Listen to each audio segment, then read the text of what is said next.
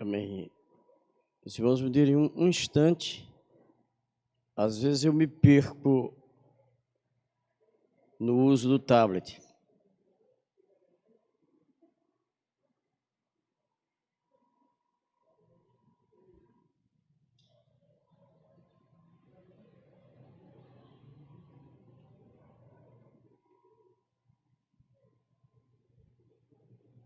Pronto.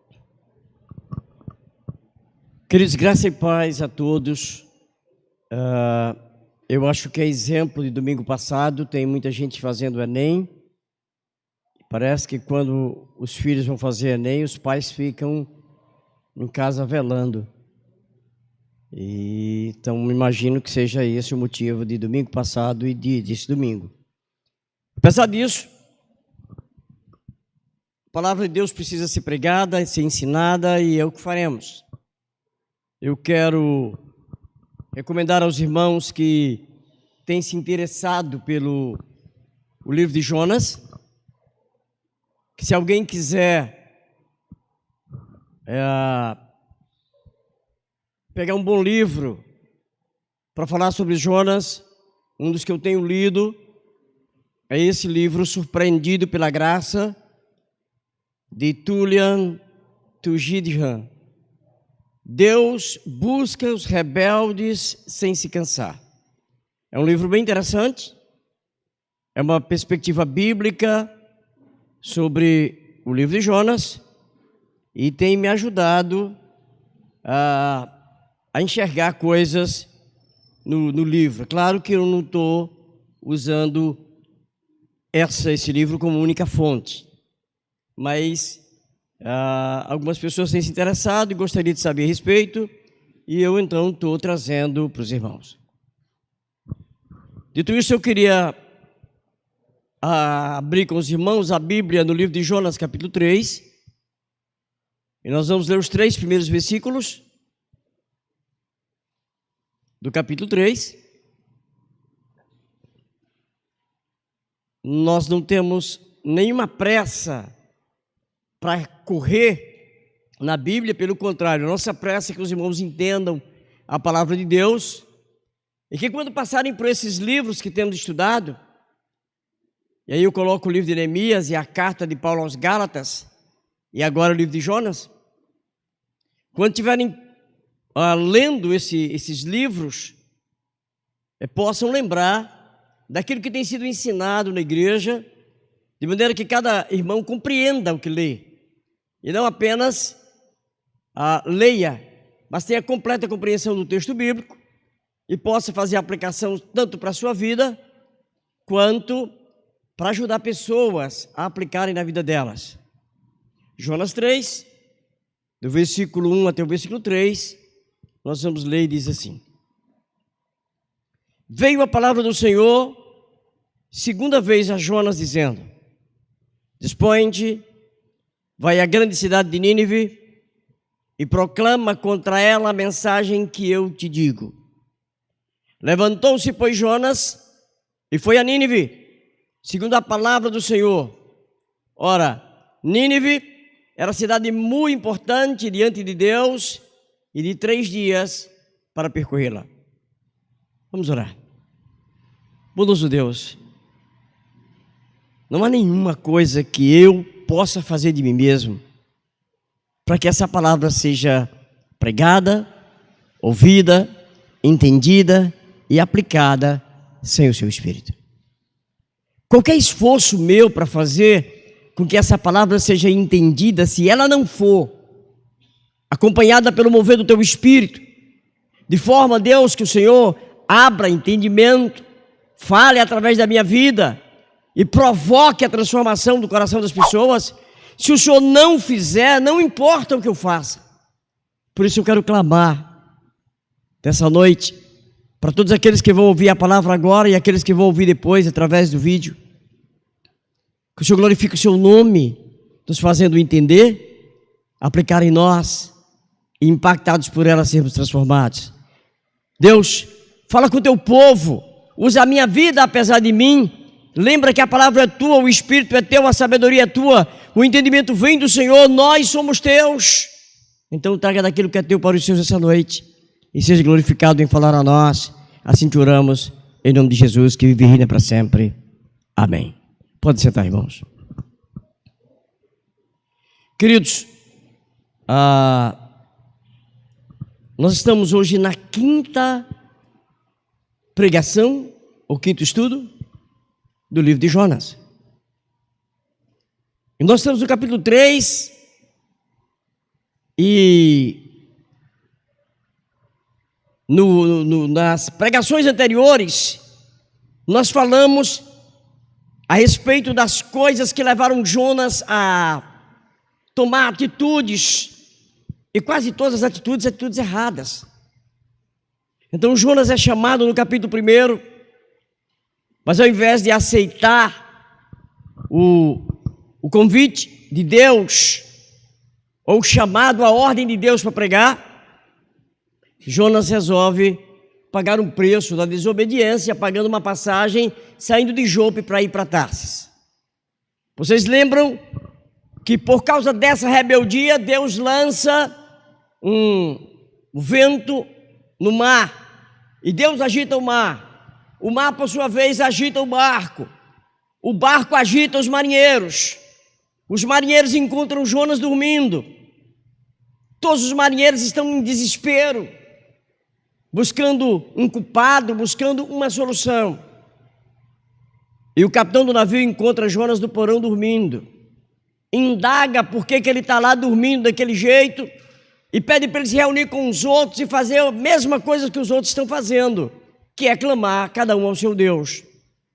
E alguém tem uma ideia lá no barco de fazer um sorteio e pedir indicação com o nome de cada passageiro, de cada tripulante, de cada pessoa que está dentro do barco, para entender quem é o culpado daquela situação.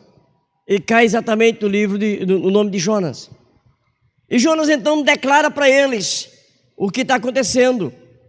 Ele se declara um desertor, fugindo da presença de Deus, e que ele serve a esse Deus, que ele é hebreu, e que por causa dele, tudo que está acontecendo naquele momento no barco, ele é o culpado. E aí os marinheiros então perguntam para ele: o que a gente tem que fazer com você, já que você é o culpado? Perceba que na pergunta que os marinheiros fazem para Jonas, eles não perguntam para Jonas o que a gente tem que fazer para o seu Deus, o que a gente tem que fazer para o mar se acalmar. Eles perguntam: o que a gente tem que fazer com você? O senso de justiça é: nós encontramos o culpado, então o culpado precisa pagar pela culpa. E eles perguntam: o que nós temos que fazer contigo para que satisfaça a ira de Deus, para que Deus, vendo que você recebeu aquilo que você merecia, poupe a nós que não temos nada a ver com o seu pecado. E Jonas diz: só tem um jeito, se vocês me jogarem no mar, acalma tudo. Só que a essa altura, ele já tem jogado a carga do navio fora, apetrechos do navio, já estão todos molhados, talvez até gente machucada, porque o navio está balançando, e a cada minuto o mar vai ficando pior. E os marinheiros são marinheiros experientes, eles sabem que está piorando, não está melhorando. Então eles fazem uma oração: Senhor, nós vamos colocar esse homem, porque ele disse que é assim que tem que fazer, jogá-lo na tempestade, jogá-lo no mar, e nós queremos que o Senhor não faça nada conosco, porque nós não temos culpa. Nós simplesmente vamos fazer o que ele disse. Ele que sabe como aplacar a ira do Senhor, porque é ele que serve o Senhor. E jogaram Jonas no mar. O que a gente depreende do texto é que assim que Jonas cai no mar, o mar se aquieta. A história termina para os marinheiros, que agora podem seguir viagem em paz. E aqueles marinheiros fazem voto a Deus. Não podemos dizer que eles se converteram, mas Também não podemos dizer que isso não possa ter acontecido no futuro. Mas eles entendem que tem um Deus que é superior aos deuses deles, que é Senhor da terra e do mar e que mora no céu. E eles fazem votos. Eles se comprometem com Deus com alguma coisa. A Bíblia não diz em mínimos detalhes quais são esses votos. O navio vai embora com aqueles marinheiros e a história de Jonas continua. Então a gente não sabe mais o que aconteceu com os marinheiros.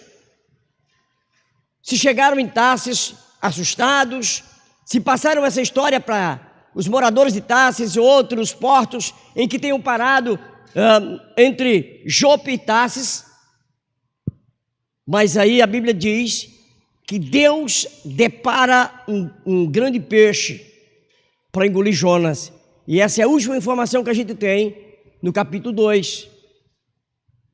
Então Jonas é engolido por um peixe grande.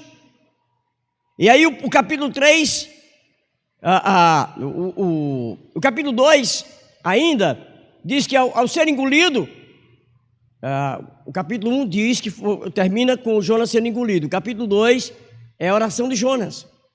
Aí Jonas está lá dentro do peixe, percebe devido às circunstâncias, porque Jonas não orou em nenhum instante, até quando ele percebe que está dentro da barriga do peixe e que o peixe mergulha tão fundo, é só escuridão, é dificuldade que ele está lá dentro, e ele vai ficar hospedado na barriga do peixe por 3 dias.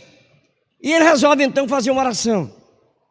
Um homem que não tinha orado de nenhuma forma, agora vê que não tem jeito.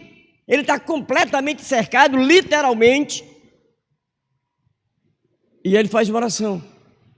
Qual é a oração de Jonas? Jonas diz: olha, Deus, eu tive que vir até o fim, até o mais profundo das águas, perceber o abismo em que eu entrei, perceber a situação de algas enrolando no meu pescoço, perceber que não tinha saída para mim. E eu lembrei que quando eu te servia, te obedecia, eu tinha completa liberdade. E eu quero fazer um voto com o Senhor. Eu quero fazer um voto de ir até o templo e te agradecer com voz de alegria. Fazer voto que eu votei e eu pagarei ao Senhor. A salvação pertence a Deus. E aí o capítulo 2 termina, Deus dando ordem para o peixe. O peixe vai até a praia de Nínive e cospe Jonas. E aí Jonas, no capítulo 3, lá Deus está falando de novo com Jonas. E aí o versículo 1 diz: veio a palavra do Senhor, segunda vez, a Jonas, dizendo. Eu queria que você prestasse atenção, porque essa primeira parte, veio a palavra do Senhor, a gente já viu no capítulo 1. Mas a expressão segunda vez, ela pula nos nossos olhos para perceber que isso já aconteceu. E que o fato de Deus estar trazendo uma segunda vez a palavra, Ele não está trazendo uma continuação. Não é um processo que começou e Deus está dando continuidade, mas é uma repetição daquilo que Deus já havia feito. Quando Deus, o nosso Deus, fala conosco, quando a gente entende a importância da voz de Deus, a gente não espera que Ele diga a segunda vez. Mas Deus é um Deus extremamente misericordioso, e é um dos objetivos desse livro mostrar a misericórdia de Deus. Então qualquer um de nós, olhando para o tipo de Jonas, o tipo de profeta, nós já teríamos dito que esse não servia para a obra de Deus. Qualquer pastor facilmente teria desistido desse profeta fujão, desse pregador, e nós já teríamos adjetivado ele com muitas coisas. Ele não servia para a função de pregador. Só que Deus fez o contrário. Deu a Jonas uma segunda chance. Jonas vai, com toda certeza, Jonas vai decepcionar Deus de novo. Nós vamos ver essa decepção que Jonas vai causar no capítulo 4. Mas aqui no capítulo 3, Deus, mesmo sabendo que Jonas vai decepcionar de novo, Deus insiste que Jonas seja o pregador. E Deus dá uma segunda chance para ele. A Bíblia está repleta de passagens que evidenciam a segunda chance. Vocês lembram de Mateus, capítulo 21, do versículo 28 a 30? O texto diz assim: que vos parece? Um homem tinha 2 filhos. Chegando-se ao primeiro, disse: filho, vai hoje trabalhar na vinha. Ele respondeu: sim, senhor. Porém não foi. Dirigindo-se ao segundo, disse-lhe a mesma coisa. Mas esse lhe respondeu: não quero. Depois, arrependido, foi.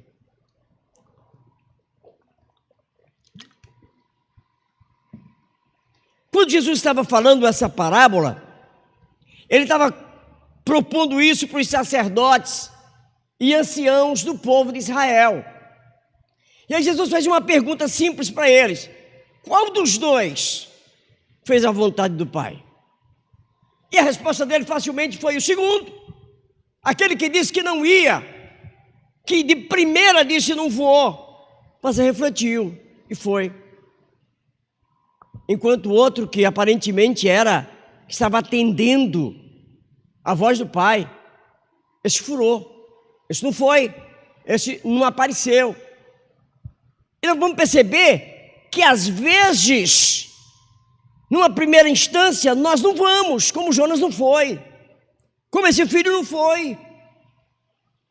Lucas capítulo 15, eu não vou ler porque vocês conhecem a história do filho pródigo.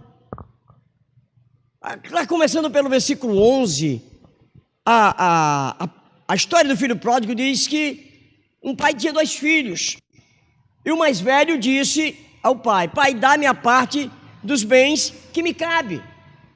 E aí o pai resolve repartir tudo que tem.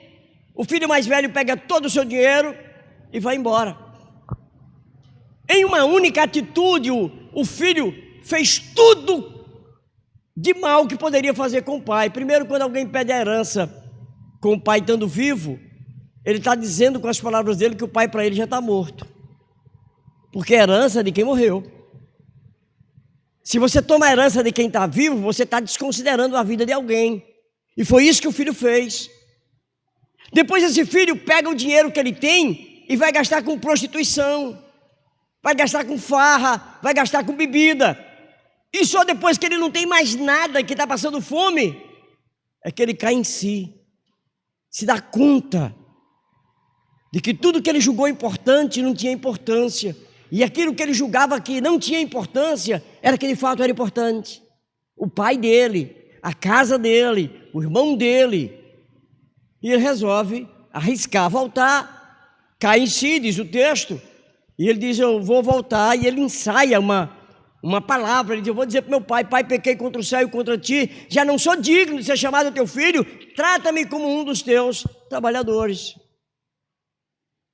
A continuação do texto mostra que esse rapaz voltou, ele diz as palavras, mas antes que ele diga qualquer palavra, o pai corre ao encontro dele, o pai o abraça, o pai lhe dá roupas novas, coloca a sandália nos pés, coloca um anel no dedo, e quando esse filho diz isso, o pai já tem agido, e o pai já tem colocado ele para dentro de casa, e manda fazer uma grande festa. Esse menino também teve uma segunda chance, esse filho mais velho teve uma segunda chance, é recebido com alegria em casa, numa segunda chance. Nós temos uma outra história bem conhecida, um outro personagem que teve uma segunda chance. Sabe, vocês lembram de que Pedro, andando com Jesus, teve a oportunidade de trazer uma grande revelação, de Deus falar pela boca de Pedro. Quando Jesus, falando com os discípulos, disse: quem dizem os homens que eu sou? E eles começam a falar. Um diz que é João Batista, outros dizem que é Elias, outros dizem que é um profeta. E ele pergunta: e vocês, quem dizem que eu sou? E Pedro diz: tu és o Filho do Deus vivo. Deus olha para ele e diz: bem-aventurado és tu, Simão Bar-Jonas, porque não foi a carne nem o sangue que te revelou, mas meu Pai que está no céu. Puxa, isso é tremendo. Está aqui todo mundo. Deus revela a Pedro. Pedro fala de algo saindo de dentro dele que alguém colocou lá. Mas esse mesmo Pedro, o Pedro aguerrido que está junto com Jesus, logo em seguida também oferece a boca para ser usada por Satanás. Mas ainda assim, Pedro se coloca numa posição de alguém que está com Jesus em qualquer ocasião. E quando Jesus começa a dizer que vai morrer, que vai ser crucificado, que vai ser abandonado, Pedro diz: olha, todinho pode te abandonar, eu não abandono o senhor não. Pode ir todo mundo embora, fica eu e o senhor. Colocando aqui no nordestino, né? Fica eu e tu. Pode correr todo mundo, mas eu fico aqui até o fim. Jesus disse: Jesus fosse nordestino, tinha dito: fica não, Pedro. Na hora que o negócio arrochar, tu vai me trair. Tu vai me negar 3 vezes. Antes que o galo cante 3 vezes, tu vai me negar. Ou me negará 3 vezes antes que o galo cante. Pedro: não, eu não. Os outros aqui, tudinho pode negar. Eu não nego, não. E a história conta que ele negou. Ele negou 3 vezes. Em situações que nem foram tão terríveis. Ele negou. E quando ele nega a 3ª vez e o galo canta, a Bíblia diz que ele chorou amargamente, se dando conta de que ele havia traído quem ele não podia trair. Mas em João capítulo 21, eu acho que vale a pena ler João capítulo 21, a partir do versículo 1, a forma como Jesus dá uma segunda chance para Pedro. E aí, o texto diz o seguinte: depois disto, tornou Jesus a manifestar-se aos discípulos junto do mar de Tiberíades, e foi assim que ele se manifestou. Estavam juntos Simão Pedro, Tomé, chamado Dídimo, Natanael, que era de Caná da Galileia, os filhos de Zebedeu e mais 2 de seus discípulos. Disse-lhe Simão Pedro: vou pescar. Disseram-lhe os outros: também nós vamos contigo. Saíram e entraram no barco, e naquela noite nada apanharam. Mas ao clarear da madrugada, estava Jesus na praia. Todavia os discípulos não reconheceram que era ele. Perguntou-lhe Jesus: filhos, tendes aí alguma coisa de comer? Responderam-lhe: não. Então lhe disse: lançai a rede à direita do barco e achareis. Assim fizeram, e já não podia puxar a rede, tão grande era a quantidade de peixes. Aquele discípulo a quem Jesus amava disse a Pedro: é o Senhor. Simão Pedro, ouvindo que era o Senhor, cingiu-se com suas vestes, porque se havia despido, e lançou-se ao mar. Mas os outros discípulos vieram no barquinho, puxando a rede com os peixes, porque não estavam distantes da terra, senão quase 200 côvados. Ao saltarem em terra, viram ali as brasas, e em cima peixes, e havia também pão. Disse-lhe Jesus: trazei algum dos peixes que acabaste de apanhar. Simão Pedro entrou no barco e arrastou a rede para a terra, cheia de 153 grandes peixes, e não obstante serem tantos, a rede não se rompeu. Disse-lhe Jesus: vinde, comei. Nenhum dos discípulos ousava perguntar: quem és tu? Porque sabiam que era o Senhor. Veio Jesus, tomou o pão, ele lhes deu, e de igual modo o peixe. E já era esta a 3ª vez que Jesus se manifestava aos discípulos, depois de ter ressuscitado entre os mortos. Depois de terem comido, perguntou Jesus a Simão Pedro: Simão, filho de João, amas-me mais do que estes outros? Ele respondeu: sim, Senhor, tu sabes que te amo. Ele disse: apacenta meus cordeiros. Tornou a perguntar-lhe pela segunda vez: Simão, filho de João, tu me amas? Ele lhe respondeu: sim, Senhor, tu sabes que te amo. Disse-lhe Jesus: pastoreia minhas ovelhas. Pela terceira vez, Jesus lhe perguntou: Simão, filho de João, tu me amas? Pedro entristeceu-se por ele ter dito pela terceira vez: tu me amas? E respondeu-lhe: Senhor, tu sabes todas as coisas, tu sabes que eu te amo. Jesus lhe disse: apacenta as minhas ovelhas. Em verdade te digo, que quando eras mais moço, tu te cingias a ti mesmo e andavas por onde querias. Quando, porém, fores velho, estenderás as mãos e outro te cingirá e te levará para onde não queres. Disse isto para significar com que gênero de morte Pedro havia de glorificar a Deus. Depois de assim falar, acrescentou-lhe: segue-me. Jesus dá uma segunda chance para Pedro. Jesus não chega para Pedro e diz assim: Pedro, tu lembra que tu me traiu? Tu lembra que na hora mais difícil eu precisava de alguém junto e tu disse que nem me conhecia?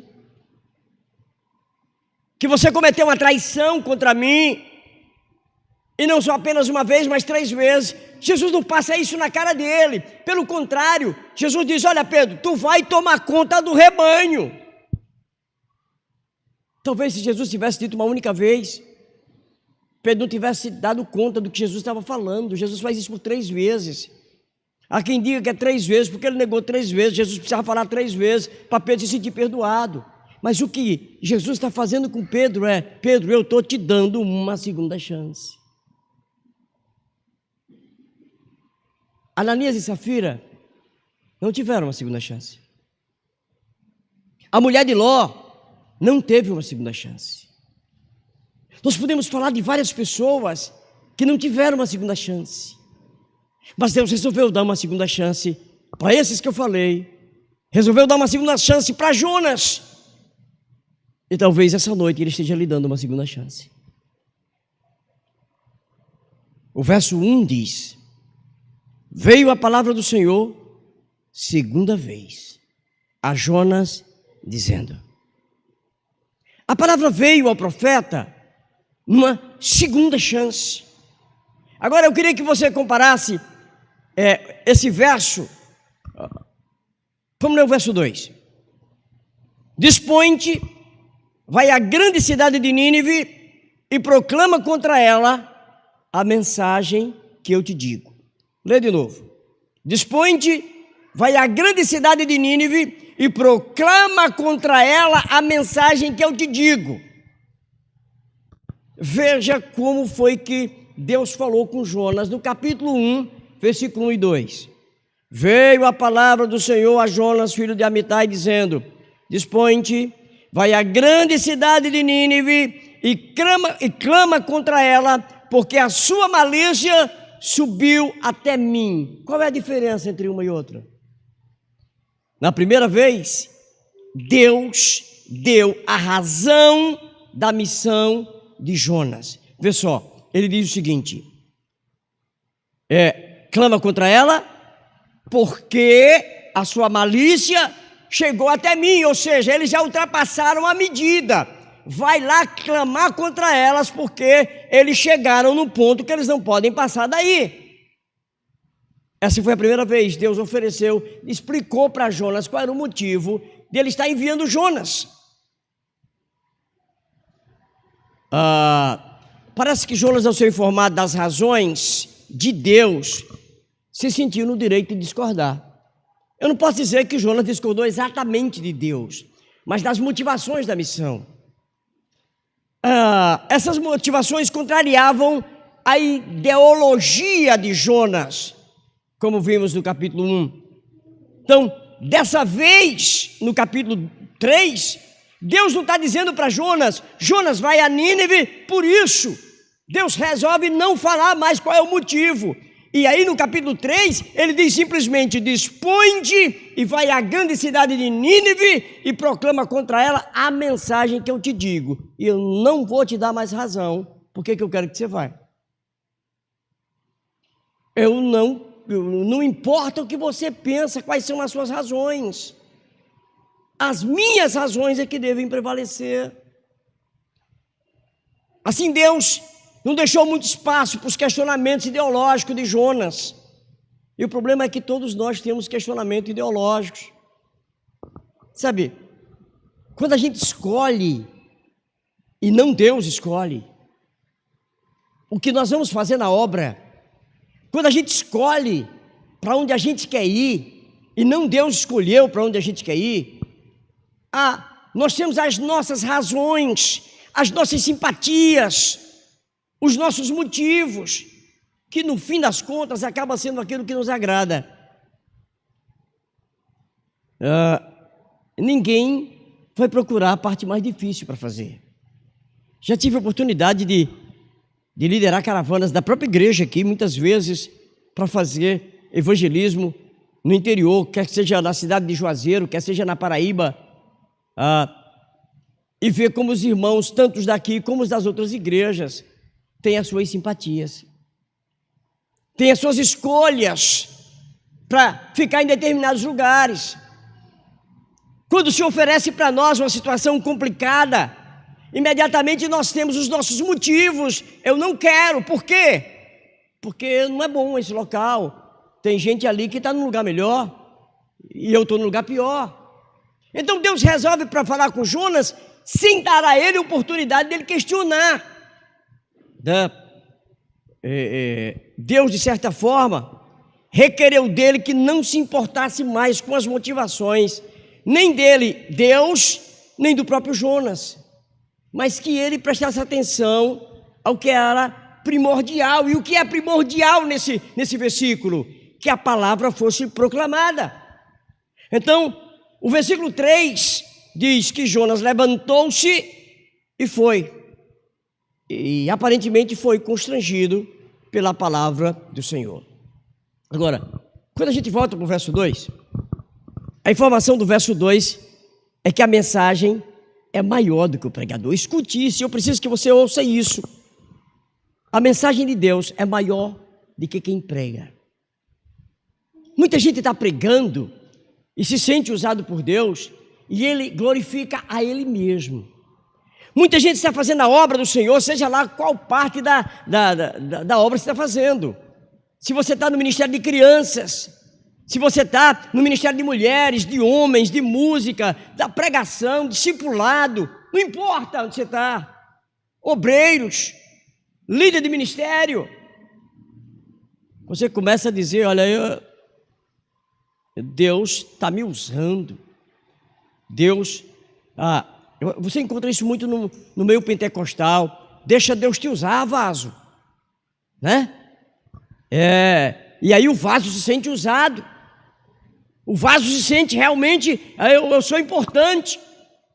E aí algumas vezes o vaso se sente mais importante do que o conteúdo que está sendo colocado dentro do vaso. E ele acaba fazendo colocações: eu não vou. Eu ouvi história de pastores que foram convidados para pregar e não foram, porque a igreja não conseguiu juntar a oferta do tanto que ele queria. Oferta. Se você determina um valor de uma oferta, isso não é oferta, isso é pagamento. Você está pregando por dinheiro. Só vou se me pagarem tanto. E aí você é servo de Satanás, não de Deus. Assim também, se você diz que vai fazer um musical para a glória de Deus e você estabelece valores, eu não estou falando de alguém que se propõe a pagar a sua passagem, pagar a sua hospedagem, e aí você ainda fica esperando um pagamento. Qual é a diferença para o mundo? Seja lá para pregar, seja lá para tocar, seja para cantar, seja para fazer qualquer outro tipo de obra, não importa qual é. No caso, o que esse texto quer nos ensinar é que a palavra de Deus é maior do que Jonas e maior do que as razões de Jonas. Jonas tem razões de sobra para não ir. O povo é inimigo do seu povo. Ele sabe o que os ninivitas são capazes de fazer. Mas quem está ordenando é maior do que Jonas. E depois, esse alguém vai dizer lá no Novo Testamento: eis aqui quem é maior do que Jonas. Mas Jonas quer evidenciar suas razões, as suas insatisfações, aquilo que lhe desmotiva a fazer o que ele deveria fazer. Então, o motivo dele ter fugido é porque a vontade de Deus não casava com a vontade dele, não ia na mesma direção. E aí ele resolveu por conta própria questionar. Então, maior do que as razões e a ideologia de quem quer que seja, é a mensagem da palavra. Nós, como pregadores, não podemos acrescentar nada à mensagem, nem omitir. Não podemos florear, não podemos desviar o foco para agradar a quem quer que seja. A palavra, ela é o que é, e qualquer um de nós que acrescentar ou retirar, já sabemos o que vai acontecer. A misericórdia de Deus sobre o profeta Jonas é vista da seguinte maneira: aquele que recebeu misericórdia deve agir com misericórdia. Preste atenção, acompanhe comigo. Deus manda Jonas pregar. Jonas se rebela, e rebela da pior forma: gasta dinheiro, se mistura com ímpio, vai dormir debochadamente, e Deus dá uma segunda chance para ele. Deus chama ele de novo. Deus não mata, porque o peixe poderia ter engolido e mastigado, e Jonas morreria. O peixe poderia não ter voltado mais para cuspir, e Jonas seria digerido pelo peixe. Mas Deus traz Jonas de volta e dá a mesma missão para Jonas antes de Jonas se rebelar. O que é isso? Misericórdia. O que Deus espera disso? É que ele, agindo com misericórdia sobre uma pessoa, essa pessoa aprenda a ser misericordiosa com outra pessoa. É que ele, perdoando os pecados de alguém, essa pessoa aprenda a perdoar os pecados das outras pessoas. É que ele, dando suprimento para alguém, essa pessoa aprenda a dar suprimento para outras pessoas. É que ele, amando alguém, essa pessoa aprenda a amar outras pessoas. E aí Deus é misericordioso com Jonas. Mas Jonas ainda não entendeu isso, que ele tem que ser misericordioso com os ninivitas. Mateus capítulo 5, versículo 7 diz: bem-aventurado os misericordiosos, porque alcançarão misericórdia. No caso de Jonas, Deus foi primeiro misericordioso com Jonas, e esperava que Jonas fosse misericordioso com a cidade de Nínive. Mateus capítulo 18, versículo 23 a 35, é aquela parábola do credor que é perdoado suas dívidas, mas ele não consegue perdoar a dívida de alguém que é infinitamente menor do que a dívida dele. E ele não consegue perdoar. E o que acontece? Deus, percebendo que ele, tendo a oportunidade, ele tendo sido perdoado e ele não perdoando, ele não é digno de ter o perdão.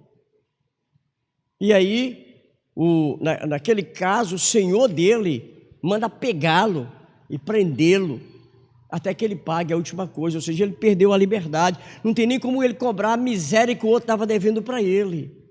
Às vezes nós não nos damos conta do que Deus fez conosco, e nós estamos prontos para cobrar de outra pessoa qualquer outra coisa que Deus fez, aliás, que fez conosco, e não entendemos a grandeza de Deus. O caso de Jonas, fica bem claro que Deus usou de misericórdia com Jonas e esperava que Jonas fosse misericordioso com Nínive. E aí, por fim, o verso 3. O verso 3 do capítulo 2 diz: levantou-se, pois, Jonas e foi a Nínive, segundo a palavra do Senhor. Ora, Nínive era cidade muito importante diante de Deus, e de 3 dias para percorrê-la.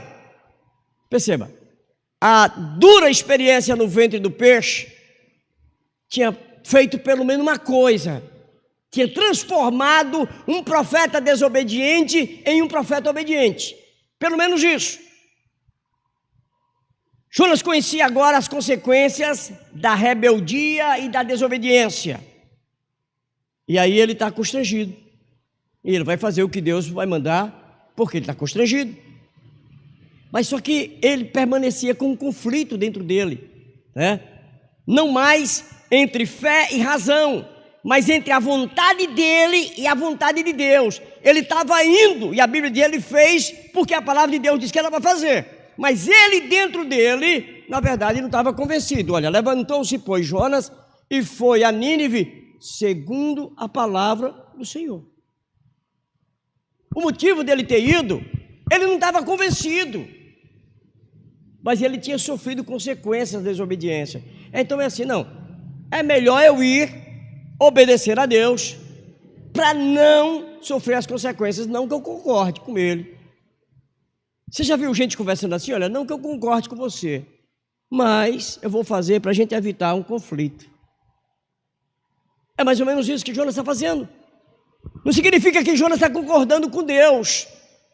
De novo, nós não podemos ter as nossas razões e conflitar essas razões com as razões de Deus.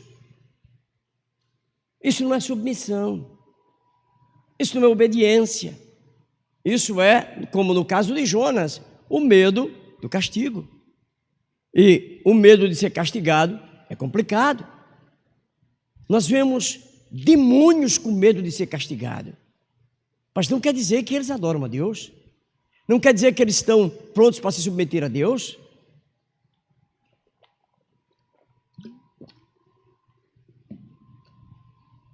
Eles simplesmente não querem. Vocês lembram? No caso do Gadareno, quando Jesus está expulsando os demônios, eles rogam encarecidamente a Jesus que não lhes mande para o abismo. Eles, na verdade, por medo de ir para o abismo, eles dizem, a gente até aceita que o Senhor mande a gente para os porcos. Manda a gente para os porcos. Aí Jesus diz, vão. Eles entram nos porcos, os porcos se atiram, morrem os porcos tudo, e eles acham, escapamos de Jesus mandar a gente para onde a gente não queria ir. Ou seja, há pessoas que obedecem com medo das consequências. É claro que a gente deve pensar no inferno, é claro que a gente deve pensar nas consequências, no castigo da rebeldia, mas deveríamos servir a Deus porque o amamos, e porque tudo que Ele faz é bom, e porque nós confiamos plenamente naquilo que Ele faz, independente da gente compreender ou não compreender. As nossas razões deveriam se anular diante das razões dEle. Bem, nós não sabemos o que pesou mais para Jonas a essa altura dos acontecimentos. Se o constrangimento produzido pelo amor de Deus, capaz de perdoar e salvar a ele mesmo, um pecador tão relutante, né? Gerando nele um sentimento de gratidão e de plena submissão e obediência, ou o temor produzido pela desesperadora experiência decorrente do seu desvio e desobediência, que também o constrangia, mesmo contra a sua própria vontade, a fazer o que Deus estava ordenando ele fazer agora. Então, talvez não tivesse ainda ocorrido um processo de aprendizado com Jonas. Nós vamos ver no capítulo 4 que Jonas ainda não está, o coração de Jonas não é o coração de Deus. A Heine escreveu o seguinte: a história ensina que nós não aprendemos com a história. Há um monte de coisas que se dizem a respeito da história. Diz o seguinte, olha, os erros dos outros deveriam servir para nos ensinar. Mas ele diz, olha, a história mostra que a gente não aprende com a história. Isto é, mesmo sabendo que outros fizeram, a gente vai fazer a mesma coisa. Cair nos mesmos erros, cometer os mesmos pecados, transgredir as mesmas transgressões. E aqui, Jonas é resgatado, é dado a segunda chance para ele. Mas aí Jonas está indo para não sofrer as consequências. Então, o texto diz que Jonas se levantou e Jonas foi. Agora, Não havia misericórdia no coração de Jonas. A manifestação da graça de Deus na vida de Jonas não produziu nele misericórdia em favor dos moradores de Nínive. Deus foi misericordioso com Jonas, mas Jonas não tinha um coração misericordioso. E eu quero parar aqui com você para pensar sobre isso. Antes de você estar aqui hoje, antes de você estar na igreja, onde você estava? Quem era você? O que você fazia? Quantos foram os livramentos que Deus te deu? Quantas foram as bênçãos que Ele pôs sobre você? Pessoas que casaram, têm marido, têm esposa, têm filhos, netos. Pessoas que não tinham trabalho, têm trabalho. Eu estou falando de bênção material agora, mas eu quero falar principalmente das bênçãos espirituais. As pessoas que conseguiram mudar a reputação. Algumas pessoas que saíram do presídio e o nome era sempre atrelado a um crime, mas elas se converteram e elas foram perdoadas primeiro por Deus e depois a própria sociedade começou a ver que a pessoa não é mais o criminoso que ela era, que agora há uma pessoa diferente ali, uma criatura nova. Pessoas que largaram a droga, que largaram o vício, que largaram a prostituição, pessoas que eram completamente sem nenhum crédito, mas agora são pessoas críveis, que a gente é capaz de chegar perto e entregar qualquer coisa. E essas pessoas darão conta daquilo que a gente entrega para ela. Preste atenção. Se Deus fez tantas coisas com você, você não deveria ter um coração terno de misericórdia, como diz Paulo, tivesse afetos ternos de misericórdia no nosso coração, de uns para com os outros, principalmente dentro da igreja. A ideia de Deus, ao trazer a misericórdia sobre Jonas, é ensinar a Jonas a ter misericórdia das outras pessoas. E nós vamos ver nas pregações seguintes que Jonas não aprendeu isso, que mesmo Jonas obedecendo para ir pregar, Jonas ainda continua esperando o pior, esperando que Deus desfeche a mão sobre aqueles que ele julga como inimigo e que no coração dele não foi perdoado. No entanto, na medida em que Jonas se levantou e foi a Nínive, como diz o versículo 3, segundo a palavra do Senhor, ele teve condições de cumprir sua missão com sucesso. Esse talvez seja um dos ensinos mais significativos do livro de Jonas. Nesse ponto da narrativa fica claro que nada, a não ser a palavra do Senhor, importava. Qual foi a missão que Deus deu para Jonas? Jonas, você vai para Nínive e você vai ressuscitar mortos. Foi essa? Não. Você vai fazer os paralíticos se levantarem. Foi assim? Não. Você vai curar muitas pessoas? Não. Você vai fazer qualquer outro tipo de milagre? Não. Flutuar? Não. Deus disse apenas: Jonas, vá e pregue a palavra que eu estou te dando. Jonas indo e fazendo isso, ele teria cumprido a missão que Deus havia dado para ele. Era tudo o que ele precisava fazer, era exatamente o que Deus mandou ele fazer. Mas ele adicionou ao que Deus mandou o que ele sentia pelo povo, o que ele pensava pelos ninivitas. Eu quero te ajudar a ter uma vida mais confortável. Eu quero ajudar você a ser um cristão que tenha paz, porque eu vejo muitos cristãos sem paz. Tudo o que você precisa fazer é o que Deus te mandou fazer. Não adicione seus pensamentos às ordens de Deus. Não adicione seus ciúmes. Não adicione sentimentos desagradáveis que você tem àquilo que Deus mandou você fazer. Se Deus te mandou amar, ame. Se Deus te mandou repartir, reparta. Se Deus te mandou ir, vá. Se Ele mandou voltar, volte. Se Ele mandou ficar, fique. Se mandou ensinar, ensine. Quando você começa a adicionar, e a maioria das pessoas que adicionam, 100% delas, eu não vou fechar em 100%, pode ser que alguém se faça diferente, pode ser que haja alguém, Mas a grande maioria, a esmagadora maioria das pessoas que adicionam, ela tem as desculpas do seu tempo. Pastor, mas todo mundo faz isso.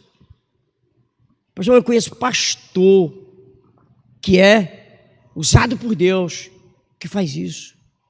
Eu conheço homem de Deus, mulher de Deus, que faz isso. Pastor, há um exemplo na Bíblia de alguém que fez isso. Irmão, o que foi que Deus mandou você fazer? Para de tirar coisas do tempo. Pastor, mas é meu direito.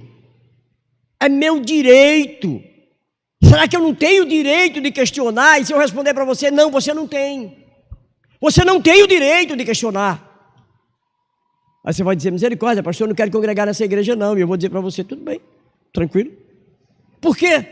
Se você questiona Deus, se Deus não serve, porque a sua ideologia, a sua social, seu pensamento é mais forte do que a voz de Deus, é difícil você conviver com a palavra de Deus.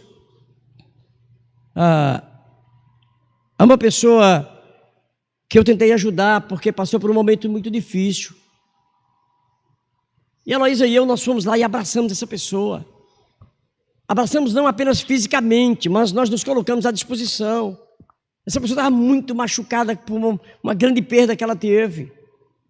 E nós nos colocamos, olha, 24 horas. Você pode ir na nossa casa a hora que você quiser. Se você estiver precisando de alguma coisa, a gente está aqui. Se a gente não tiver como conseguir, a gente vai tentar conseguir com os irmãos, mas a gente quer ajudar você a sair dessa situação. Essa pessoa um dia veio para mim e disse, pastor, eu estou revoltada com Deus. Eu não aceito o que Deus fez. Aí eu disse, me ajuda para quê? Não posso mais fazer nada por você. Tudo que eu tenho para dar a alguém é Deus. Se Deus não servir para esse alguém, eu não tenho mais nada. Absolutamente nada. Quando a pessoa diz para mim que ela não aceita o que Deus fez, ela não tira somente a possibilidade de eu falar de Deus para ela, ela me tira da situação. Eu não tenho mais nada com ela. Não há nada melhor e maior do que Deus. E se alguém rejeita, então ela não adianta, ela não tem mais nada que eu possa dar, porque o mais valioso que eu tenho é o que eu recebi, Deus. E aí, de fato, nós deixamos que ela ficasse à vontade com seus próprios pensamentos. E ela foi, depois falou que a gente não se importava com ela. E eu disse para ela, Heloísa, não fale nada, absolutamente nada. Não justifique, não vá dizer não é assim, não, você está vendo diferente, deixe. Ela já rejeitou Deus, porque ela não nos rejeitaria. A ideia é quando você rejeita Deus, não tem mais nada para entregar para você. O que Deus está querendo ensinar a respeito de Jonas é que Jonas precisa ver o que Deus quer. E aí o versículo 3 diz que ele se levantou. Por que Deus fala que ele se levantou? O capítulo 2 termina com Jonas sendo cuspido. Lembra que eu falei para vocês que Jonas não queria ir, Deus mandou um Uber, e até eu brinquei aqui que era o Uber-baleia, e levou Jonas e cuspiu lá na praia. Jonas ainda está ouvindo a palavra de Deus lá, talvez deitado, sentado, não sei, mas a Bíblia diz que ele se levantou, e como eu disse para vocês agora, fedendo a peixe podre, porque lá na barriga do peixe, os peixes têm que apodrecer, têm que ser digeridos, têm que se transformar em proteína para outro peixe. Peixe grande come peixe pequeno. E Jonas estava lá nesse processo digestivo, lutando contra a própria vida. Quando o peixe come que vem com um monte de água, Jonas tinha que nadar, ficar no bolsão de ar. E agora, pela oração dele, no capítulo 2, você vê ele dizendo que algas se enrolaram no seu pescoço. Ele é cuspido fora e versículo 3 diz que ele se levantou. Levantou-se, pois, Jonas e foi a Nínive.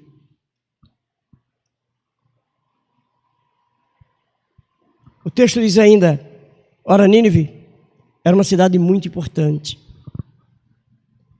Jonas enfrentou agora toda a quilometragem de a viagem perigosa e estafante. Jonas teve que engolir a agressividade e a rejeição que ele tinha contra o povo para quem ele ia pregar.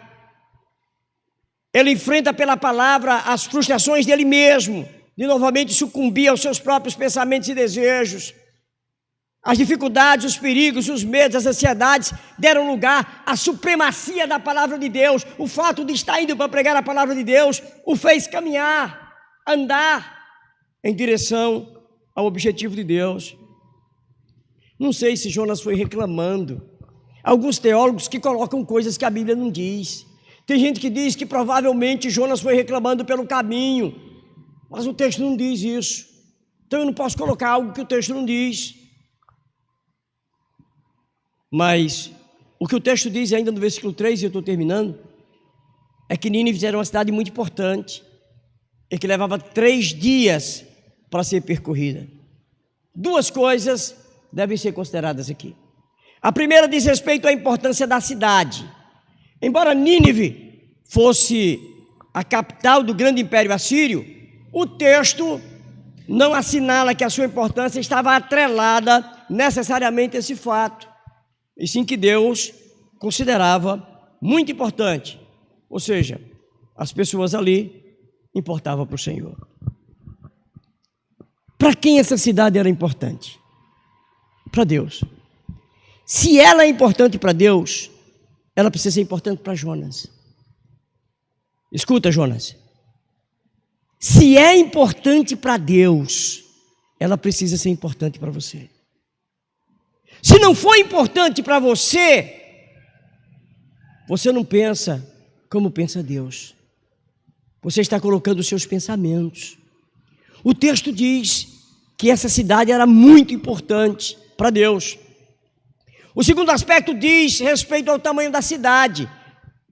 Ele diz que Nínive era uma cidade muito importante diante de Deus e de 3 dias para percorrê-la.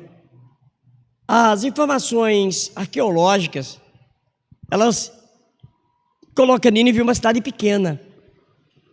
Uma cidade que você consegue caminhar em um dia. E aí alguém fica tentando fazer o seguinte, não, então 3 dias era um dia para Jonas ir, um dia para Jonas pregar e um dia para Jonas ficar meditando. O texto não diz isso. O texto diz que ela era de uma cidade que levaria 3 dias para percorrê-la. Mas a arqueologia só encontrou uma cidade pequena que leva só um dia. O que a arqueologia diz não é mais importante do que o que a palavra de Deus diz. Se a palavra de Deus diz que era 3 dias, era 3 dias e acabou. Mas e a arqueologia? Entre um arqueólogo e Deus, a quem você dará crédito?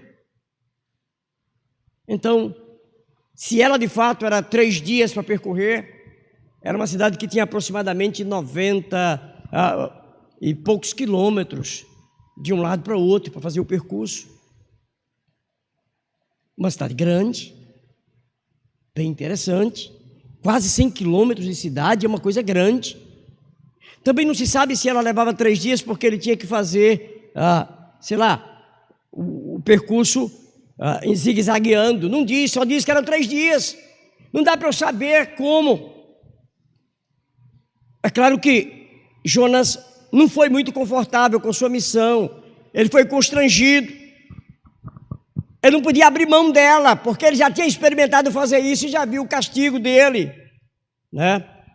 E aí, o restante dessa história, a gente vê no próximo domingo. Porque agora, Jonas vai fazer isso, vai pregar essa palavra, vai falar para essa cidade, mas ele vai falar com voz de juízo. O que ele vai dizer? 40 dias essa cidade vai ser subvertida. Dentro de 40 dias Deus vai acabar com essa cidade. Olhe para mim. Se você detesta uma cidade, você é chamado para ir para aquela cidade, você odeia os moradores de lá. Você não quer que eles se salvem de jeito nenhum. Na hora de você pregar contra ela, o que você vai fazer? Você vai dar o maior ênfase no pecado das pessoas. Mostrar como elas são pecaminosas. Como elas são as pessoas dignas de serem destruídas. E é exatamente o que Jonas vai fazer a partir do versículo 4, que a gente vai ver no próximo domingo. Jonas vai dizer: em 40 dias, essa cidade vai ser completamente destruída. E aí nós vamos ver sobre cidades que foram destruídas, sobre a ira de Deus, sobre o que Deus faz com uma cidade e com seus moradores, mas também sobre a misericórdia com o que Deus fez com Nínive.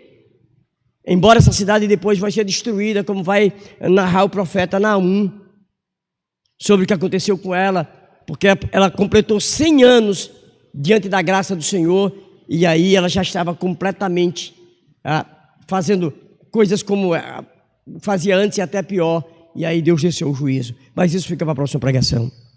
Então, só para encerrar, eu quero que você olhe para você e pense se, como Jonas, você é tão relutante, tão cheio de razão para executar uma palavra simples.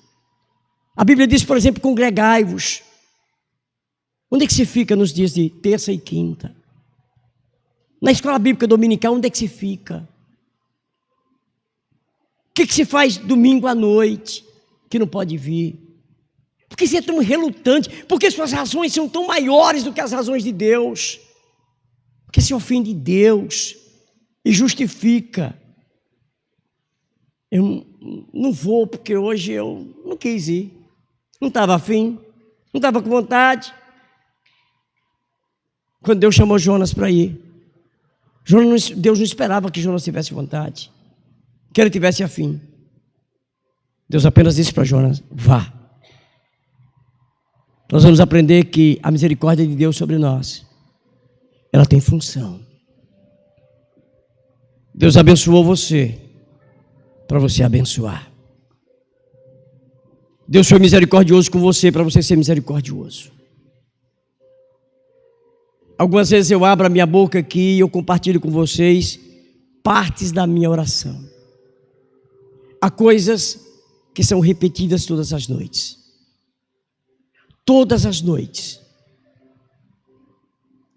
Às vezes eu troco pessoas por quem eu oro, que estava orando por alguém que Deus já curou, ou que Deus não quis curar e que Deus já levou, ou coisas que já foram resolvidas, então elas saem da lista de oração.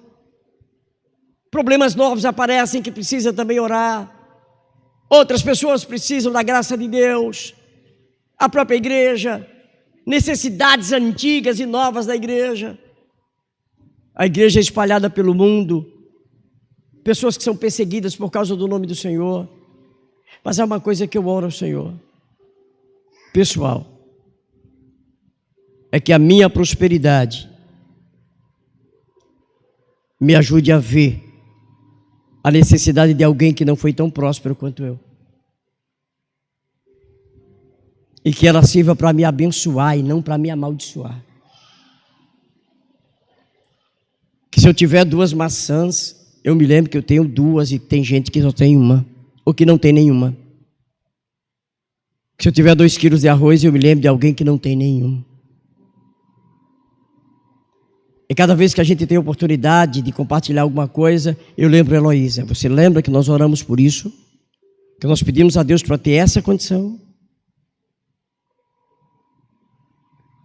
Às vezes bate na nossa porta situações em que a gente vai resolver, e eu falo para ela: lembra, nós oramos para fazer isso. Então essa é a oportunidade que Deus nos deu de fazer isso. Lembre sempre, Deus vai te salvar para você pregar sobre salvação. Deus vai te amar para você amar. Deus vai ter misericórdia de você para você ser misericordioso com o outro. Deus te perdoou para você perdoar outras pessoas. Se você esquecer disso, provavelmente você não entendeu nada ainda